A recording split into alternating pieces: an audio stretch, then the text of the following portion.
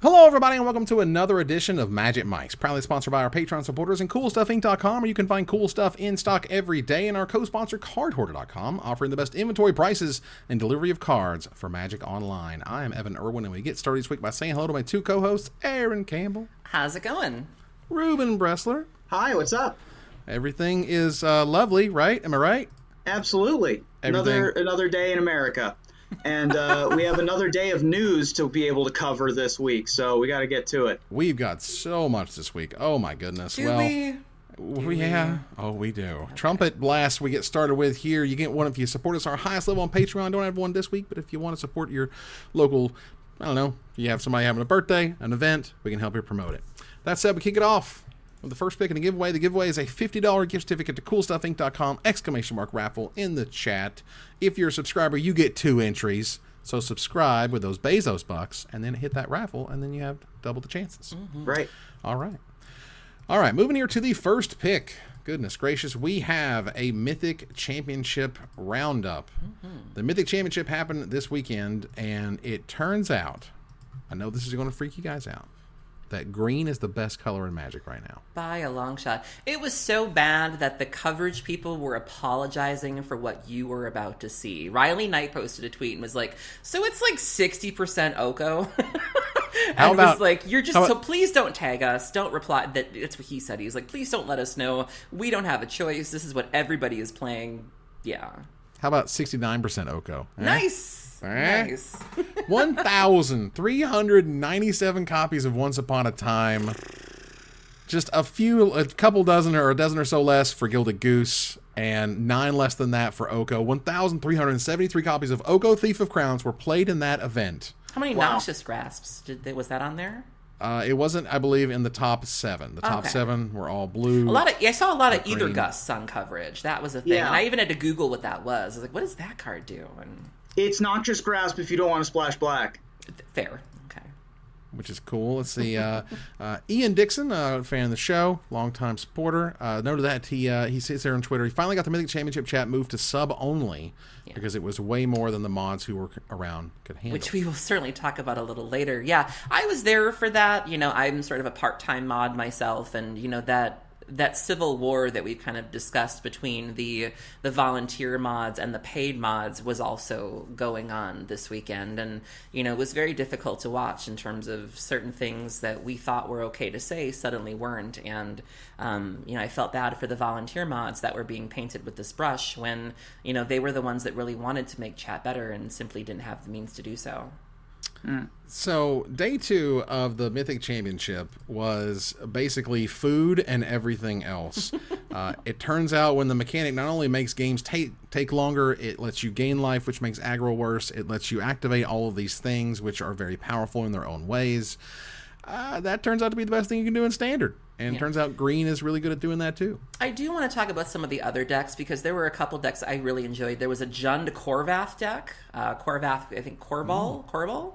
Yeah. The dragon that sacrifices. That deck was really, really sweet. I really, really enjoyed watching that one. There's also a black-red sacrifice deck that people are calling black-red unicycle because of the Mayhem Devil, which I really, really enjoyed. And Andrew Cuneo, man, with Celestia tokens. I am not Celestia in the least, but I was living for him doing the March of the Multitudes into Venerated Loxodon, and I have never rooted for a Celestia player harder because he was just playing this over-the-top, I need all the dice kind of deck, and I was like, you go, Cuneo.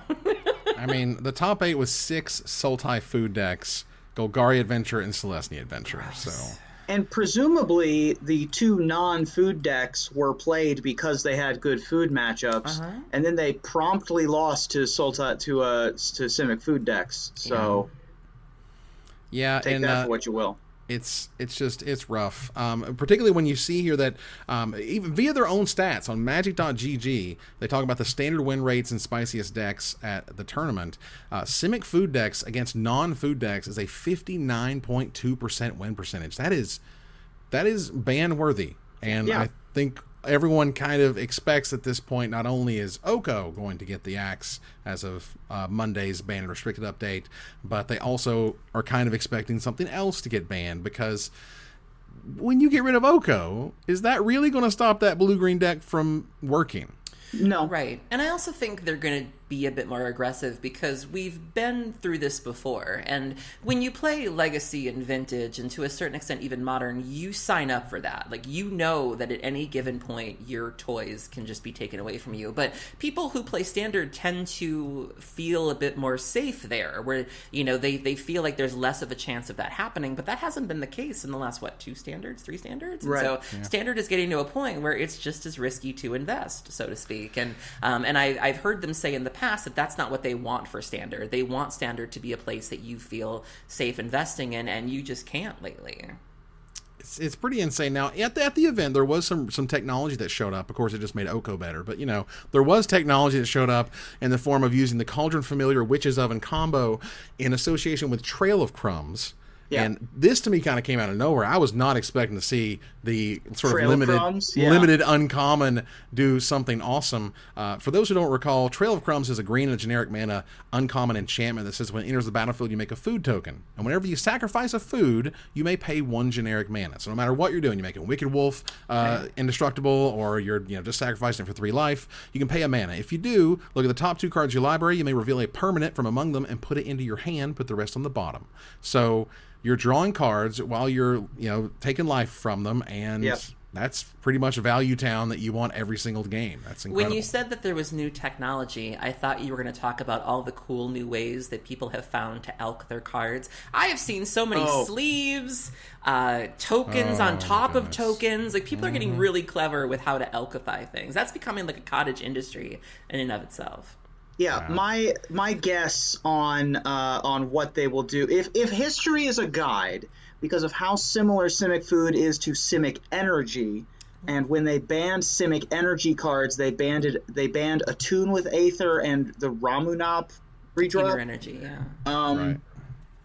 The 3-drop that drew a card and added energy is very similar to Oko. Rogue Refiner, that's the one. Yes.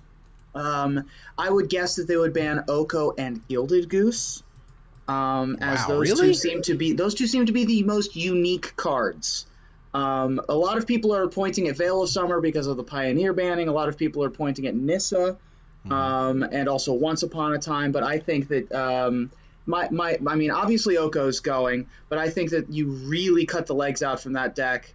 And don't really take a ton from elsewhere when you take out Gilded Goose. That would be my guess. I would prefer that they keep Goose. Goose seems pretty rough. I think Nissa and Oko are gone. I've seen a couple other theories as well. Some people are blaming the presence of a good mana dork. We had Llanowar Elves, which was fine, but there's a reason that they hadn't given us good mana dorks in a long time, and this could be one of the reasons why. Zvi Mauschwitz has been kind of dipping his toe into Magic again, and he recently posted an article talking about the London Mulligan and how the London Mulligan might be to blame for all of this, and the impact that we're seeing on multiple formats, and that maybe it's time for the London Mulligan to go. The fact that it was tested in a very weird way where they tweaked too many variables during the experiment. They didn't give enough time for the experiment to really do its thing, and I thought that was a really fascinating take as well, Zvi being one of the more brilliant minds in Magic.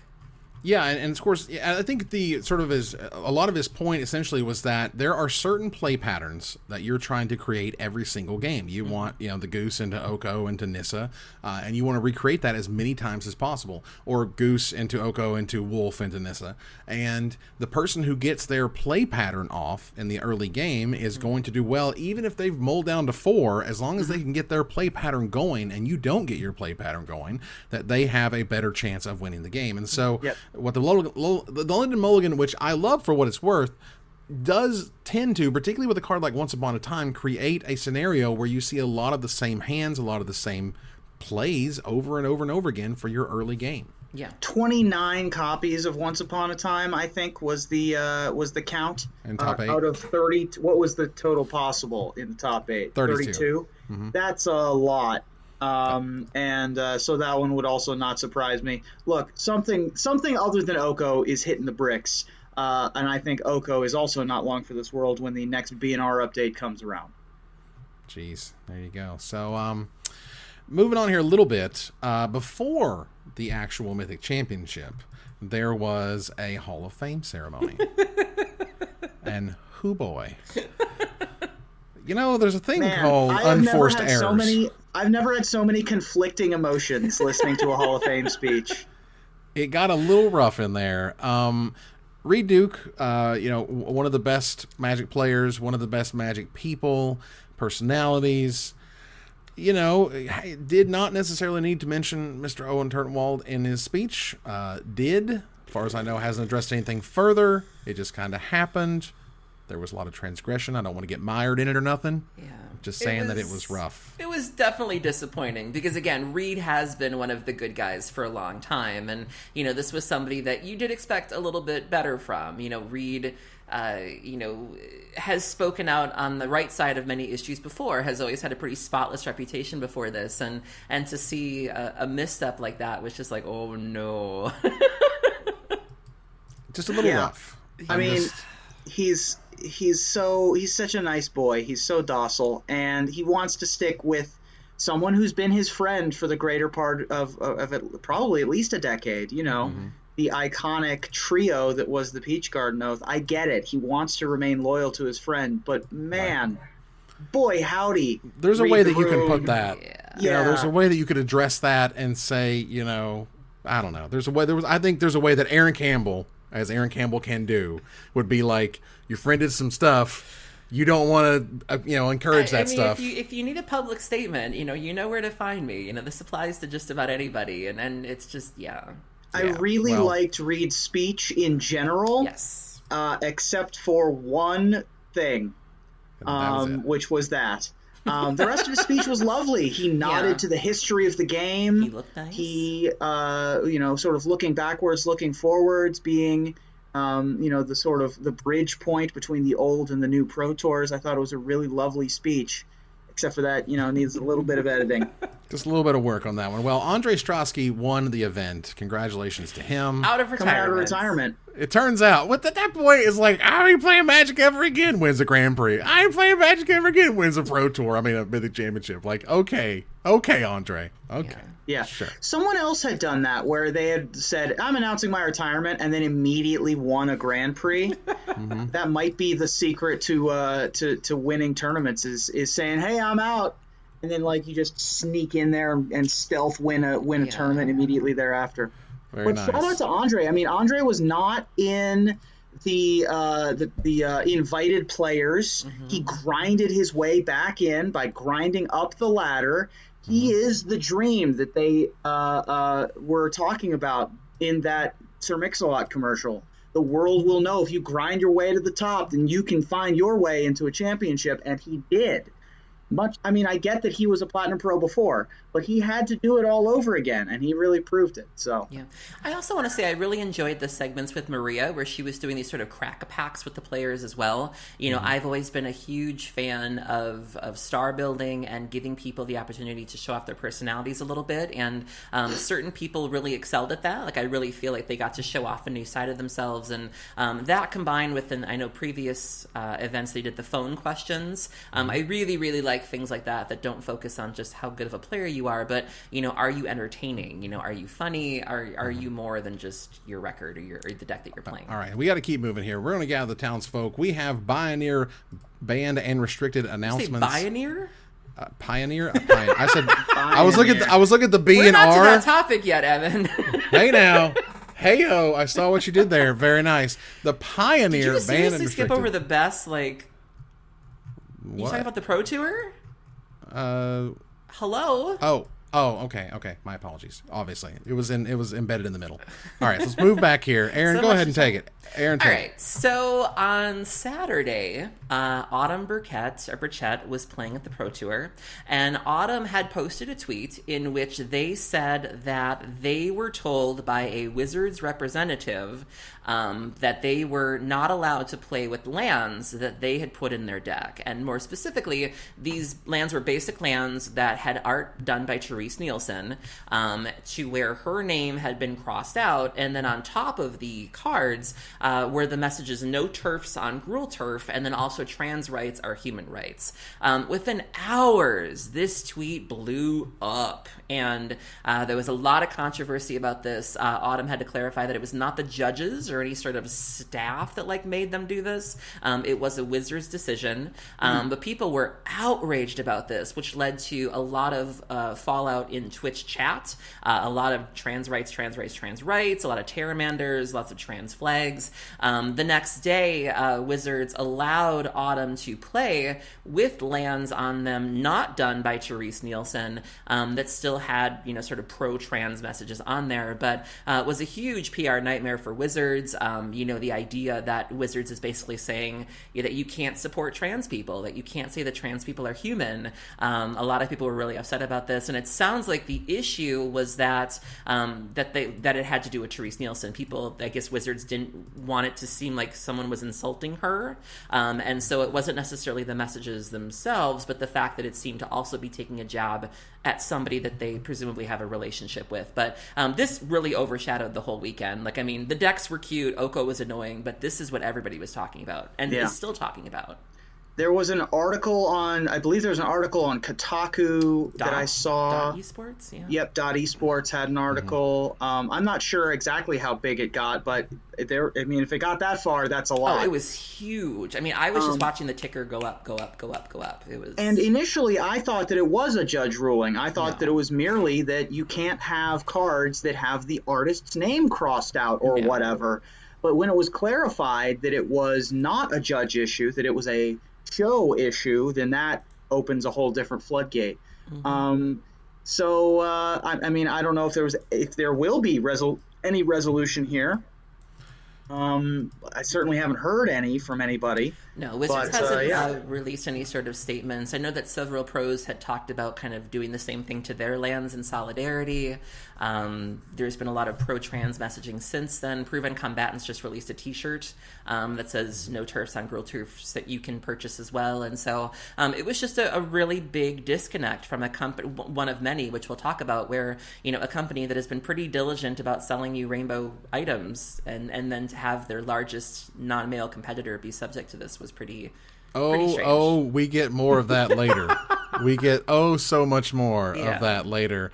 As far as I understand it, this was sort of seen as an attack per se on the artist. And she came back with, they came back with basics later that were approved that just had essentially the same messages but didn't have any artist scratched out. Right.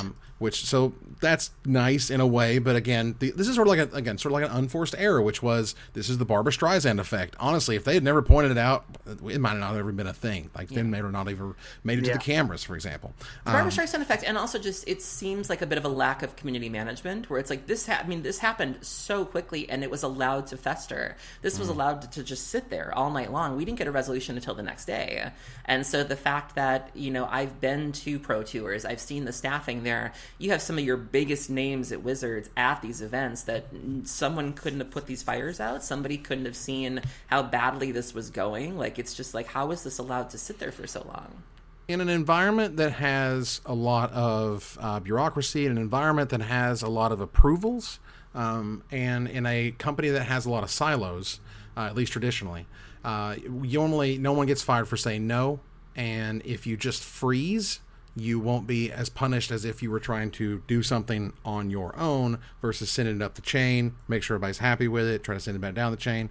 Obviously, I'm pontificating here, but it took them longer, I think, than was really comfortable to just be like, yo, this was kind of a little much and we shouldn't have maybe done this or whatever. Or just explain officially why they did it versus us being like, well, we heard that this was why Wizards did it, which is kind of odd. I'm still amazed that Wizards doesn't have any sort of weekend crisis management or anything. This isn't the first time that things have gone sour on a weekend, and there's always this feeling that no one's there till Monday, and it's how is there nobody? How are we consistently here? I don't get it. All right, so moving on to Gather the Townsfolk, there was a Pioneer banned and restricted announcement. I think it's pronounced Pioneer. It is now officially Pioneer. Don't participate in Pioneer erasure. Just don't do that. No. Wow, incredible. Well, let me tell you, as of November 11th, the Veil of Summer, or as of November 12th, the Veil of Summer is banned in Pioneer, which is kind of insane to me personally. This feels like in Vintage when they ban everything but Workshop. So they're like, we're banning Thorn of Amethyst. We're just what? It's just weird. I guess the one thing is that this card kind of made Thoughtseize unplayable, even though fair. Thoughtseize was still played, but it was kind of bad, considering you get this 1-mana cryptic command, quote unquote, when they try to hurt you or kill any of your creatures or do almost anything, particularly anything that has to do with your permanence. Veil of Summer it just has those 3 magic words stapled on it. Draw a card. Draw a card. Yeah. I'm telling you, there are so many cards that we wouldn't care about if it didn't have that word on there. And I remember Matt Sperling had made a really funny tweet where he was like, so many people are coming on Twitter to say that they don't understand card evaluation, having to do with the fact that draw a card is huge. And, you look at cards like Remand. Remember when they gave us like a Remand Light? Yeah. But it didn't have the draw a card on it. And people were like, it's the next coming of Remand. And it's like, no, it's not. You can't draw a card. Like, those words mean everything. Yeah. So this, if you don't know, Veil of Summer is actually the souped-up version of Autumn's Veil. Yep. Autumn's Veil from M12 is also a green instant that says spells you control can't be countered by blue or black spells this turn, and creatures you control can't be the targets of blue or black spells. This is the hyped-up draw card. Oh my god, this is the best sideboard card, one of the best sideboard cards I've literally ever seen. Multi-formats. I mean, they're playing it in Vintage now. Vintage Oath is playing it. Legacy's playing it. And also, did you know, I learned this in the M files the other day, that this card was initially pitched as Graveyard Hate. Yeah. Wow. Yeah. Yanni Skolnick. I don't know who you are, young man, but I see you. And I don't appreciate it. The fact that that's the part that Aaron keeps focusing on blows my mind. Like, the best sideboard card ever gets printed, and she's mad that at one point in its development, it would have been the uncommon hate card for the set that had an uncommon hate card in it anyway. It's unbelievable. Unbelievable, some people's children. All right, well, again, they're doing these ban and restrict announcements on a weekly basis until they kind of sync up, but interestingly enough, Aaron Forsythe tweeted this week about the frequency of ban and restricted updates, and if people would prefer ban announcements more often. And he ran a poll here that gave some options, which was scheduled status quo, scheduled more frequent, ad hoc, or something else. And 51% voted for scheduled and more frequent. That's 11,000 plus votes. I agree. I mean, we've seen Wizards really putting the pedal to the metal lately when it comes to formats. Look at Modern Horizons. Look at the power level of the Planeswalkers and War of the Spark. Like, we love that Wizards is taking risks, to be clear. We would rather have this than have boring cards and stale formats. But if you're going to go in as hard as you have been, then you also need to be banning as aggressively. You can't take the same stance to bans that you have when you're putting out these cards with such a significantly high power level. And so I think something does need to change with the schedule. I'm not really sure what it is, but I don't think formats can be allowed to remain for as long as they are when you're pushing out these super powerful cards. Yeah, they are absolutely ridiculous these days, honestly. But I would, and the other thing for me is please, Wizards, make a watch list. Would you please make a watch list? Yeah. There's nothing wrong with a watch list. It's okay to say we're looking at this card because holy cow, it's really good. That's fine. Like, that way you're not necessarily coming out of nowhere with, like, this crazy ban of, like, what, Reflector Mage? What? If that was on a watch list, we wouldn't have been surprised. It shows that, even though you might not be taking any action, you still see what people are saying. You still hear them, even if you're not doing anything about it. That can go a long way. I think the more frequent is something I'm a big fan of as well. At least more frequent communication. Mm-hmm. Even if the ban and restriction announcement is no change, but then explaining why there's no change this 3 months or 3 weeks, is better than having to wait 2 weeks or 2 months before we hear from anybody about why Oko or Veil of Summer are not being touched, or why Felidar Guardian is sitting around, or some other card that may have been around for a little bit longer than we would have liked.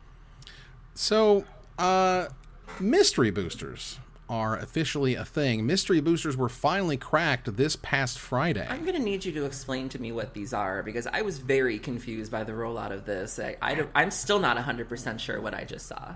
It is 1,694 reprints from all throughout the game's history, plus 121 copies of their new and surprising playtest cards. Now, those were great. Those were kind of amazing. And essentially what it is that there are, there's 15 slots in the booster, essentially. And each pack has 2 commons/uncommons of each color. So that's 2 white, 2 blue, 2 red, 2 green, 2 black. It's got 1 multicolor, common or uncommon. It's got 1 artifact or land, common or uncommon. 1 playtest card. 1 M15 forward, rare or mythic, and 1 pre-M15 card in its original frame. That's a whole bunch. Okay, that's a whole lot. And let's just talk a little bit about what a playtest card is. So I'm going to bring one up here on the... Let's see if I can find one. Okay, found one here on the screen. I'm going to bring it up. And these are cards that are basically untested, completely crazy, silly ideas. And takes on like other cards. Or it was like Time Sidewalks or something. Yeah. Yes. And there's all sorts of craziness. So let's take a look at one I found real quick called Truth or Dare. It is 2 blue and a generic mana for a sorcery that says target opponent chooses 1. Truth, that player plays with their hand revealed the rest of the game. Or Dare, mill all but the bottom 10 cards of that player's library. Which, first of all, makes mill an actual keyword. Dare which me. Is also Dare really me. Cool. Please. Yes. Dare her, if you would. So note at the bottom here, it says test card not for constructed play. That means commander. That means, obviously standard, legacy, vintage, whatever. You cannot play these in actual sanctioned formats in any way. However, there are 121 of them. There is one card called 5 Kids in a Trench Coat that I must have a copy of. Yeah. There was somebody had tagged me in one as well. There's a zombie that you start off with in your graveyard, and someone was like, "That's the Aaron Campbell Invitational card." It is absolutely terrific. And so there were all weekend, essentially, particularly all Friday, was the, oh my God, look at this. Look at these crazy planeswalkers, these silly spells, these insane enchantments, all this stuff which is completely over the top and unique to these convention boosters. And then it was later revealed throughout the day that the WPN versions, you're going to be able to buy these and or play with these at your local store, at local WPN locations, and they are not going to have playtest cards. Instead, they're going to have a foil instead of a playtest card. And I think a couple things about this. One, playtest cards are super cool, right? They're neat, they're unique. We've never seen anything like them. They're crazy. They're insane. Like, they're almost like uncards that have just been supercharged in many ways. There's even old memes and old legends of Magic, like the Throat Wolf shows up. Sliver Eldrazi. It's just insane. Over the top, yeah. Just completely nuts, right? It's cool. All right, well, here's the thing. In a year from now, after a bunch of conventions have happened, after so many Grand Prix have occurred, after so many mystery boosters have been opened, playtest cards I don't think are going to be worth very much. Now, right now, they're a little pricey because obviously there's been a whopping 1 event with them or whatever. Right. But moving forward, a year from now, there's going to be a ton of those things lying around. And maybe there's going to be a couple that are playable in Commander that people like, or playable to Kitchen Table that people like, and those might be worth something. But I think overall they're not going to be worth very much because they're not literally worth very much right now. I mean, maybe this is a bad analogy, but I tend to think of them like artist proofs, where they're fun, they're collector's items. They're fun to look at, and you acknowledge when you get them that you can actually use them. But I'd still want one. But here's the thing, and here's what sort of my point. My point was that the WPN boosters, the ones that you're able to get in the stores, they're going to have foils instead of those playtest cards. Well, those foils are going to be worth money from the day they see print to a year from now. And you open one later, and it could be worth very much more than it was when it was first included in those packs.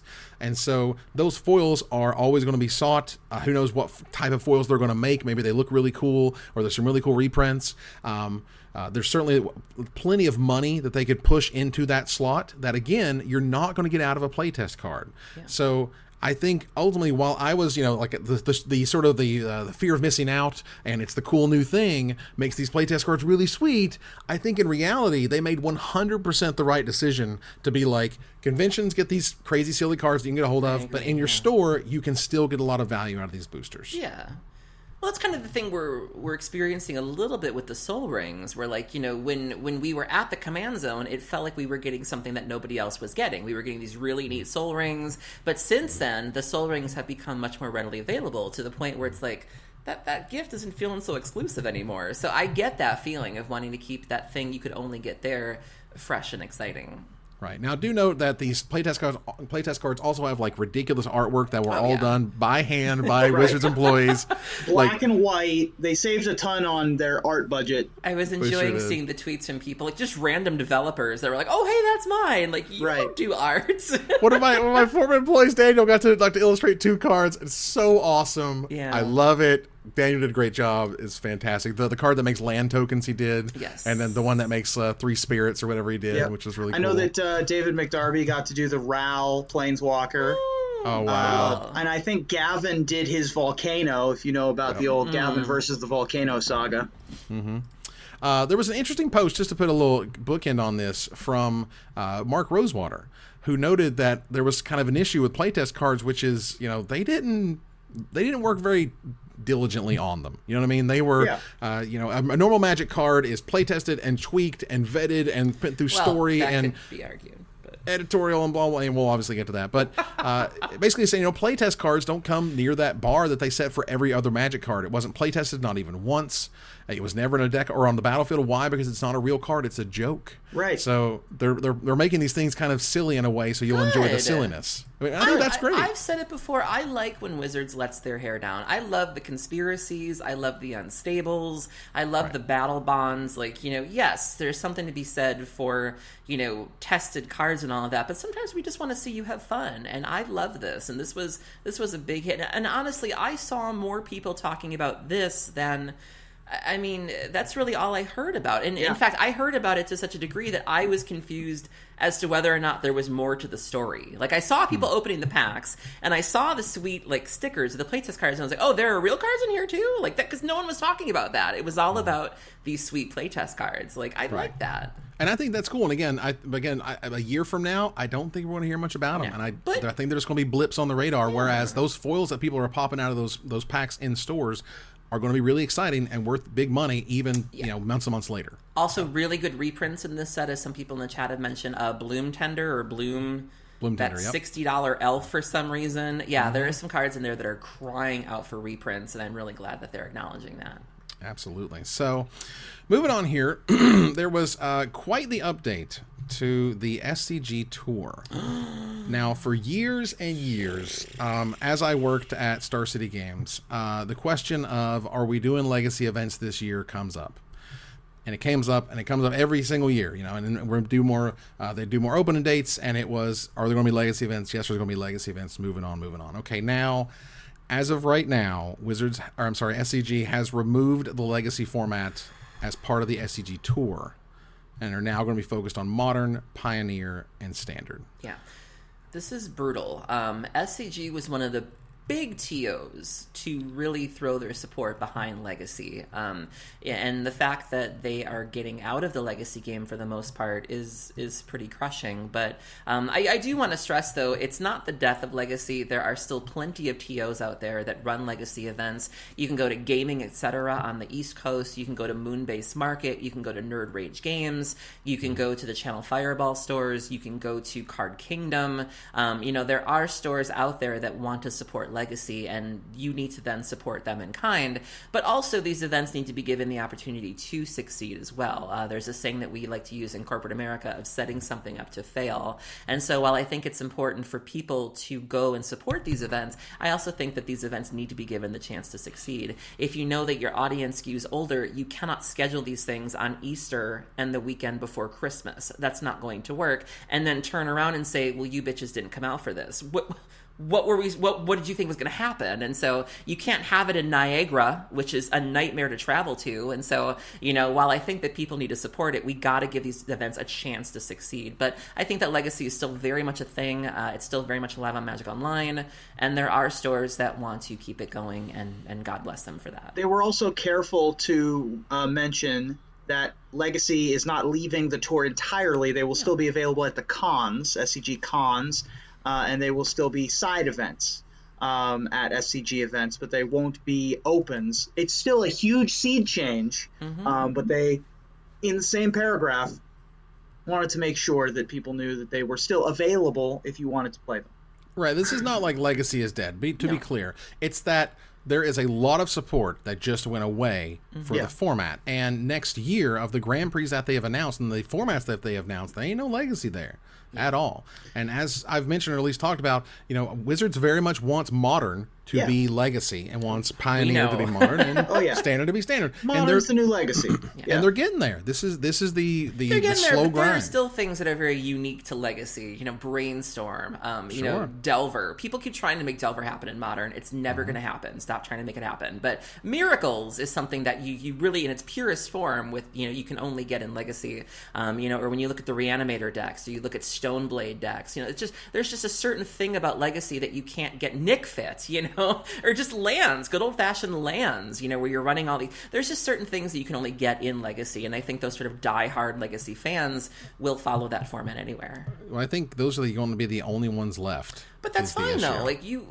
When you play those older formats, that's what you sign up for. You know that you're not going to have you're not going to have the best prize support. You might not be playing in the best venues, but you do kind of concede to the fact that you are playing for the love of the game at that point. And that can be very attractive. Right, and there's still going to, there'll be side events at these larger events. There'll be side events at Grand Prix. It's just that Legacy is kind of, making that slow walk into the sunset because they just can't reprint anything. Yeah. And I would note that, people are starting to sell collections, and that thing is happening. There was already noticed that the reserve list cards have just tanked, super tanked. I had to laugh at something. Pete Heffling did release a really great statement in terms of transparency on Reddit, but I had to laugh at one thing. He had made a comment where he was like, we're selling lots of dual lands to Commander players. And I'm like, who are these Commander players buying Volcanic Islands? I want to know who those people are, because I don't know any Commander players that are running with freaking tropical islands. We're running with, They might soon. They might, if they get a lot more affordable. Who knows? Well, all right, we got to keep moving here. It's super weird where Twitch Esports showed up and said, wouldn't it be cool if we hosted a tournament? Did you just skip? What did I skip now? Hello? The Matthias thing? Yeah, there was a nice SCG segue there. Okay. Well, Matthias Hunt noted that this next SCG event is going to be the first invitational he's not going to be at. He's moved away from Magic in the last couple of years, and so in his time in the booth, Matthias is great. Worked with him for many years. Super smart guy. Honestly, ahead of his time. One of the things that he was talking to me about long before the MPL ever exists was essentially what an MPL is, which is a league of players that you kind of sort of follow throughout a season, and that's more or less what they have now. So obviously, lots of love to Matthias, and I hope you do well in the future. End of an era. Yeah. All right. So Twitch Esports has decided to run out and said, hey, what if we hosted a tournament right after the November 18th banned restricted announcement? A $75,000 Swiss tournament open to affiliates and partners, which means if you're an affiliate or partner, you can go apply to be a part of this event. But again, $75,000. I would say they're pretty confident that things are getting banned because you ain't gonna put $75K in a format with Oko in it. That's all I'm saying. This is one way to react to an Oko ban. That's right. And because I had played in a Twitch Rivals event, I was able to sign up for this early. So I am in this event, and you can watch it on this channel because we're affiliates. And this is where I streamed the last Twitch Rivals event from. So I will be doing this event. Probably Sacrifice just to make Aaron happy. I don't know. What should I play? I think Sacrifice is really sweet right now. My friend Lucas was actually saying on Twitter that he's been climbing the ladder with Sacrifice, and he's been really surprised that no one's playing it. I think it's great. Board. Yeah, there's a really great guide on Haruruya that came out today. If you are looking for some tips on how to play Unicycle, I would play it. If I had any reason to play Standard, I would absolutely play that.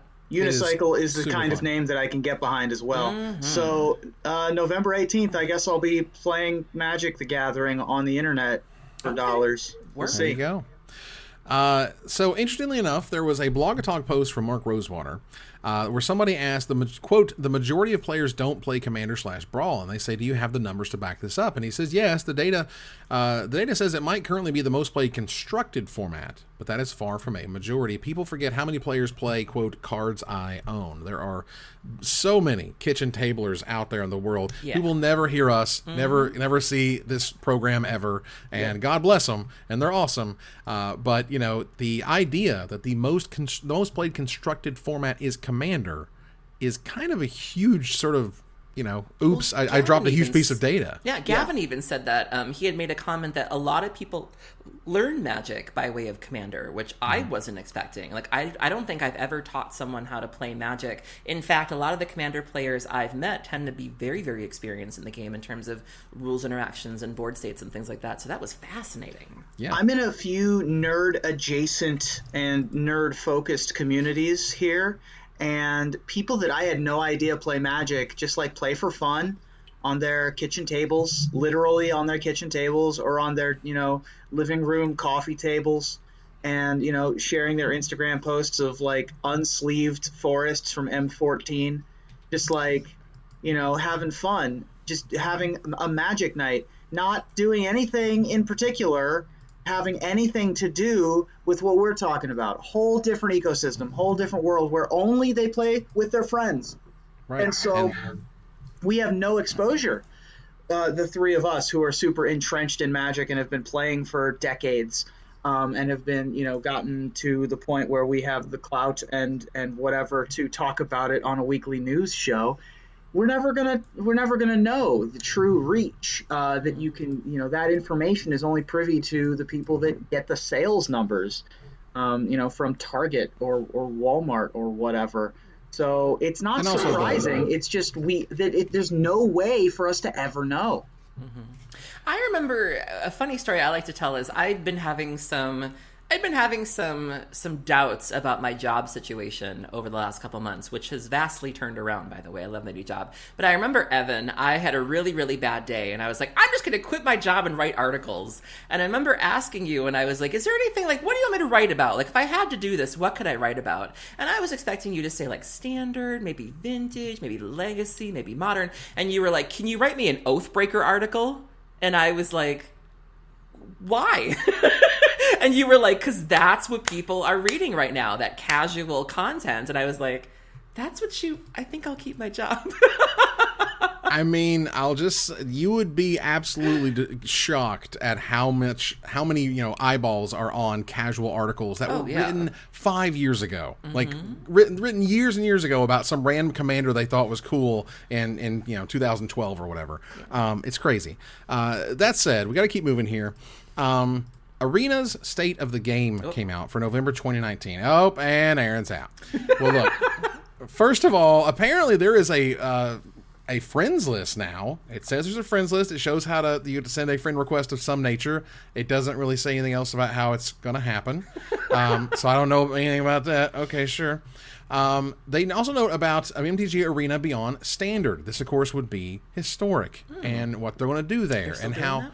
Well, yeah, and apparently, as of this article, they've officially said later next year they're planning on adding remastered versions of older sets to Arena. They are going to work on getting Pioneer on Arena, which is going to be awesome. They said this is a long-term commitment that will eventually lead to additional format support beyond Standard and Historic. Pioneer is one of the formats that we're working towards, but it'll be a longer journey because, that's a lot of cards. But to be able to go through and say, these are the cards that matter for Shadows over Innistrad block, don't worry about the rest of them. Right. Here are the ones that matter for Battle for Zendikar block, don't worry about the rest of them. And let's get those cards in there because that's really, really sweet. That might get me to play Arena.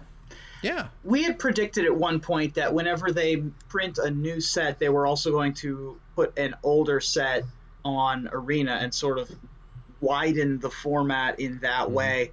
I don't see any reason why they wouldn't do it that way, but going forward, I'm just excited that they've confirmed that they're going to try to put more of the old cards online. Speaking of old cards, here's what happens. November 21st, 20 new cards are entering the format of Historic. Now, if you want to pay 3,400 gems, which is $20, you get a playset of all of these, okay?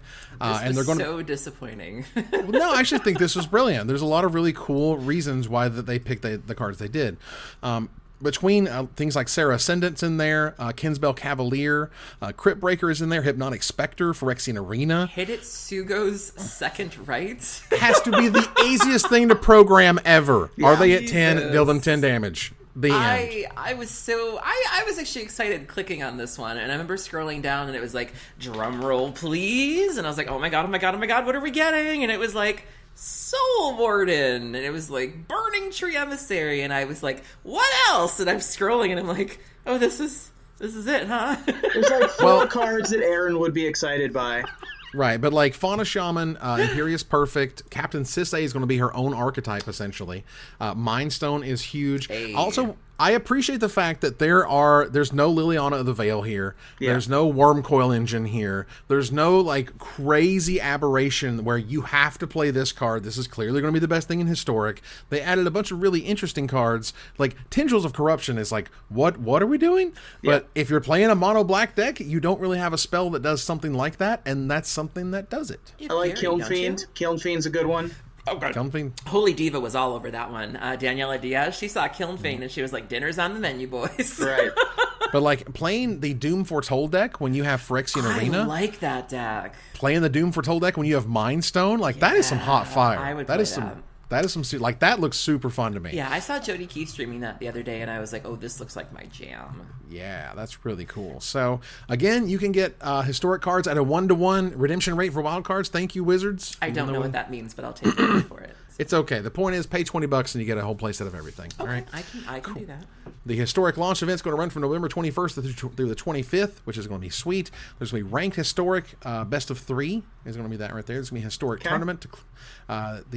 Cool. Just before the release of Theros Beyond Death, there's going to be an event, so it's going to be sweet. So if you like historic, it's going to be for you. Great. All right. If you like the Game Nights program by the Command Zone, via Josh Lee Kwai and Jimmy Wong, they have a new episode out right now. Go check it out on YouTube. Yeah.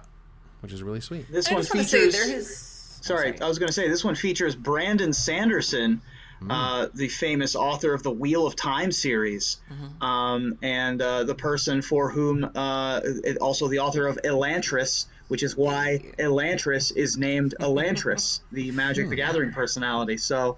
A big get there, and of course, Nissa Cosplay is also on this episode. I just want to throw a little more love to Nissa Cosplay. I know a lot of people are really excited about Brandon Sanderson. I don't think they even put Nissa's name in the title, where I was like, really? Like, do you not know who she is? So I just want to put some spec on that name. Right. And say that Nissa Cosplay is amazing, and she is also on that episode, and you should go support her, because she's very good at what she does, and she's a lovely human being. And she is very great, absolutely. All right, so Paul Rietzl, a Hall of Famer, awesome dude. Little Darwin.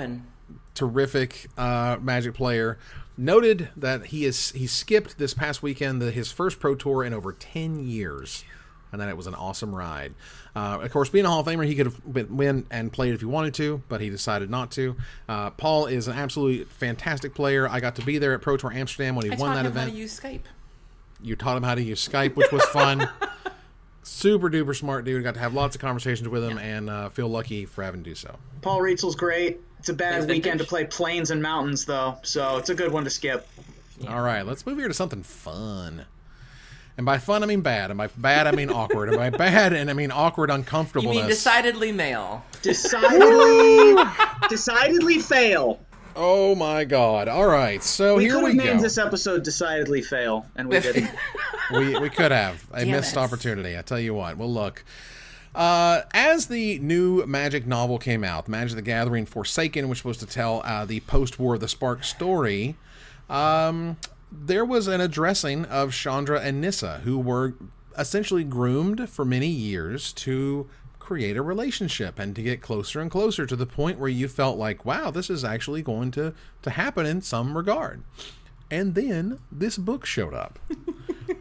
And I'll just go ahead and read some of this for you guys so you can know what's going on here. This is word for word. Chandra had never been into girls.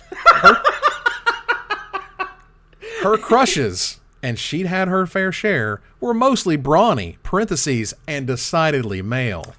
Types like Gids being Gideon. But there had always been something about Nissa Ravane specifically, something the two of them shared in that great chemical mix, arcing between them like one of Ral Zarek's lightning bolts, that had thrilled her from the moment they first met. But now everything's different. It was over before it ever had the chance to begin. Maybe they had missed their moment, a time when if Chandra had demonstrated more courage or more self-possession, she might have told Nissa how she felt, a time when if Nissa had acknowledged even the slightest hint of interest or self-knowledge, they might have found their way to each other. Okay. I thought this was... you were reading that, and I was like, this sounds like a setup to one of my jokes. It's crazy how it kind of continued, where You know, if you were going to set the Nyssa relationship and that relationship was going to go bad, that is okay. That is totally fine in the realm of creative writing, okay? There's a myriad of ways you could do that. This was possibly the worst way to do this. The most heavy-handed, holy cow, she is absolutely 100% straight. She is decidedly male. They have to be brawny dudes. There's bolts of Ral Zarek lightning zapping between them or whatever, which is completely ridiculous. And they kind of botched all of it. And they do eventually spell it out in another paragraph where it does say, because I didn't necessarily see the kerfuffle based on just this paragraph alone, but there was a significant, there was a paragraph after that does spell out that it was just platonic. And, between this and what happened with Autumn, a lot of LGBT players were very, very upset about this because, Wizards has prided itself, no pun intended, on being LGBT friendly. They sell the t-shirts, they march in the parades, and a lot of people felt very betrayed by the recent actions. And this didn't really bother me until I started seeing the reactions from Wizards employees, because a lot of people were saying that Wizards does not care about LGBT people, but we know Allison Lures, we know Doug Beyer, we know Michael Yichow. These are people that when we see them in Pride shirts, we don't doubt their commitment to the mission. We know that they wanted these things, that they wanted Ral and Tomek. They were working towards this relationship. Kaneos and Tiro, Ashiok, these were all things that were part of the plan for a really long time. It wasn't done in any sort of corporate capacity. These people really did believe in this. And to see their reactions to these things as these story parts were leaked out, there was a betrayal there, and it was like, so it's confusing because people are saying, well, Wizards doesn't care about them, but some people do. The people on the ground floor do very much, but somewhere up the ladder there was a really, really big disconnect. Quote, on Ravnica, in the wake of Gideon's death and Bolus's, I am not making this up, they had admitted to each other that they loved, period. They loved.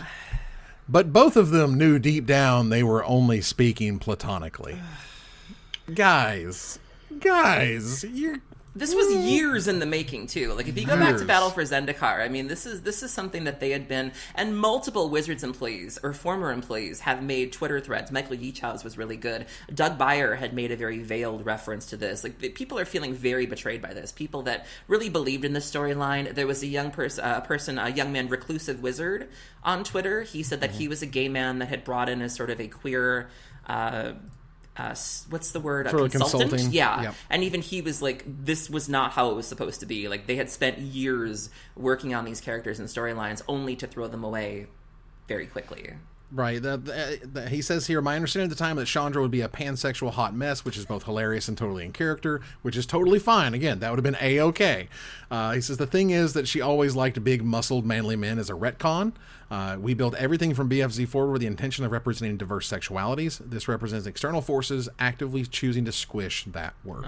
There was a really good review, of course, from the professor called Decidedly Bad, a recent book review, essentially, of the novel that came out recently as well. And, if you're interested in joining in the fun, you can download War of the Spark Forsaken yourself and enjoy more of that delightful dialogue that you've heard already. Look, the thing that bothered me... We can all get together as Magic players and reject that this is canon ourselves and just pretend that this never happened.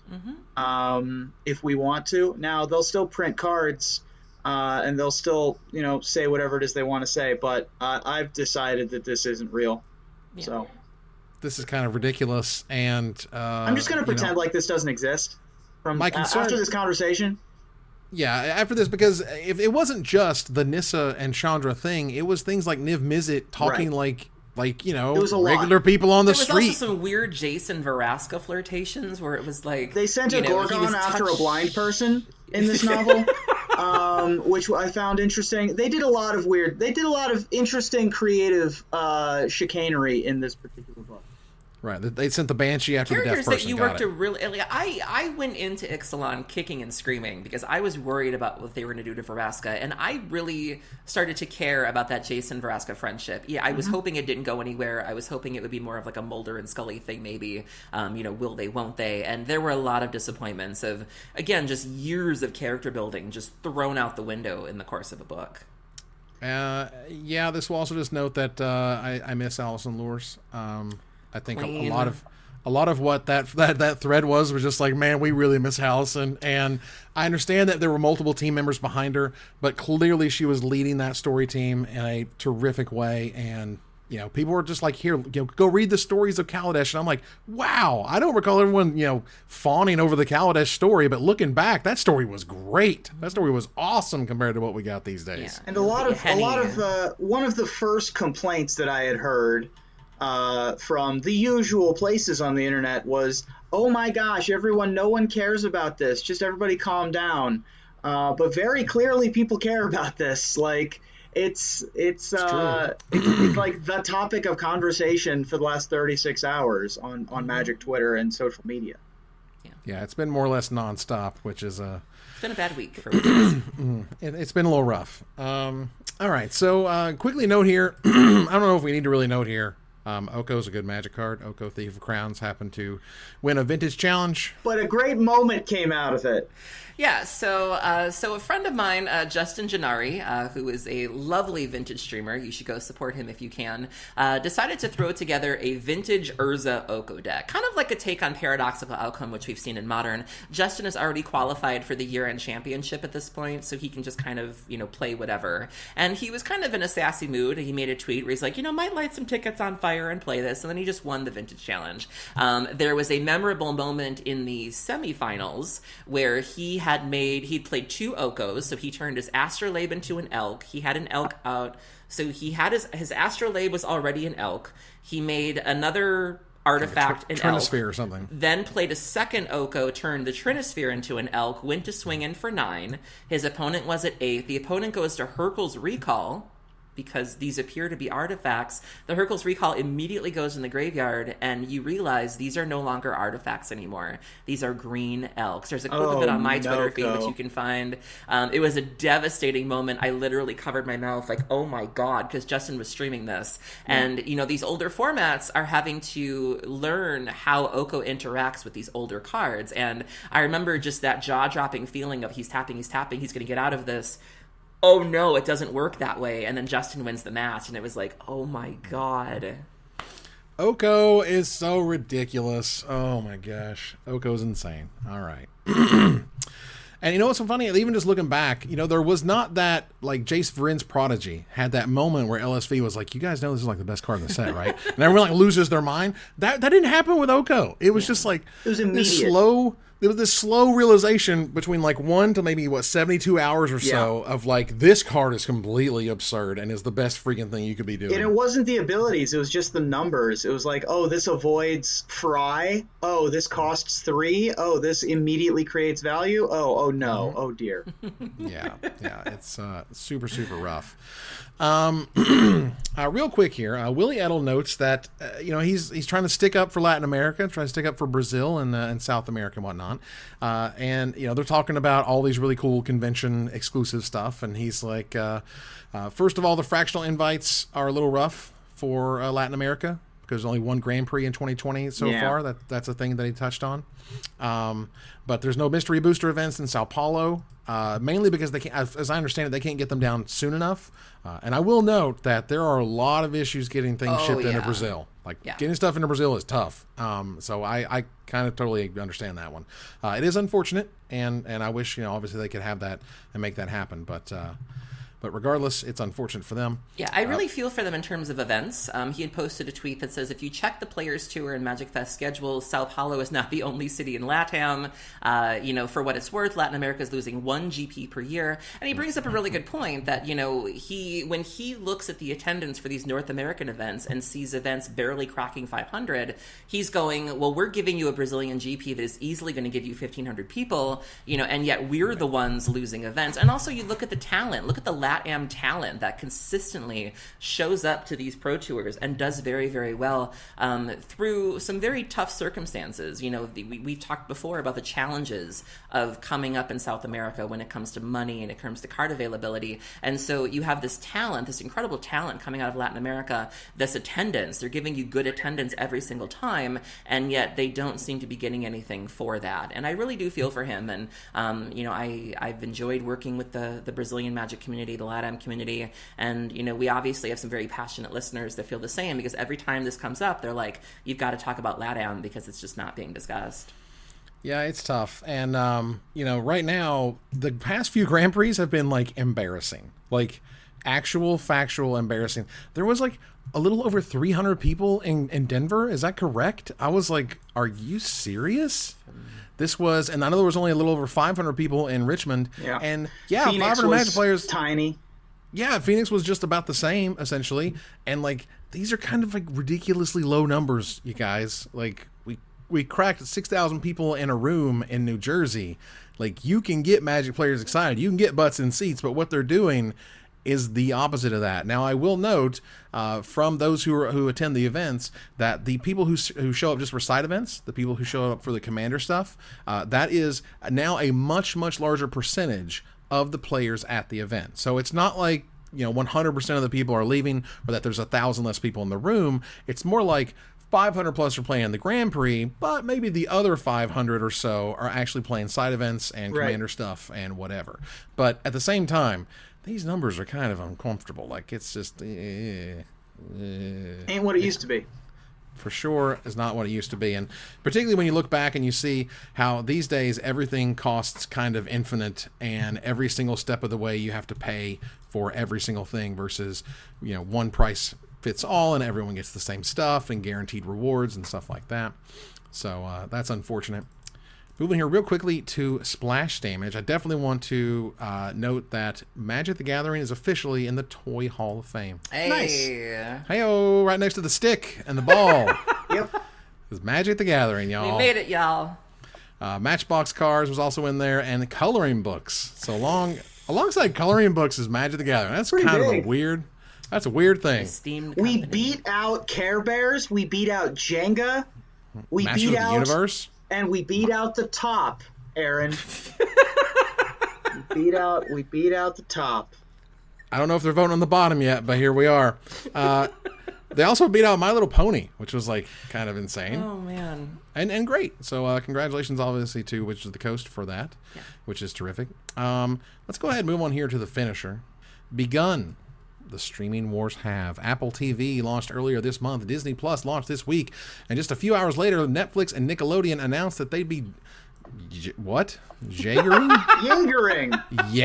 together to help fight against the new dogs on the block, too. And Magic had their own entertainment debut this week, albeit much worse than any of the streamer services, with the release of War of the Spark Forsaken. Now, Magic the Gathering is a big brand with gravitas and clout, so it's a good feather in a streaming service's cap. So tell me, what would you produce using MTG's vast variety of fabulous characters and storylines to try to compete in the stream wars, Ruben? Stranger Things, Carnival Row, His Dark Materials, Good Omens, and more prove that fantasy and science fiction are the top dogs online. But Russian Doll, Fleabag, Marvelous Miss Maisel prove that there's another avenue to big paydays in online streaming.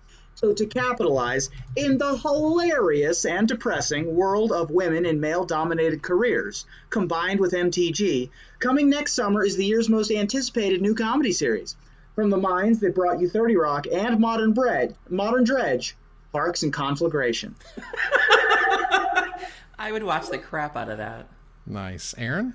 Well, Magic fans proved one thing this week as it pertains to their storyline. We want Chandra and Nissa. And I am here for, as Reclusive Wizard on Twitter put it, pansexual hot mess Chandra, which screams Red Mage to me. And Nissa is absolutely the picture of big lesbian druid forest witch energy. So I am excited to bring my newest show to the big stage, pairing our favorite girls together, My Big Fat Geek Wedding. Very, very nice. Well, look, with the success of The Mandalorian, Star Wars' latest offering on Disney Plus, Wizards of the Coast would be fools to not try to follow up on that success, because what is a Planeswalker but a Magic Jedi?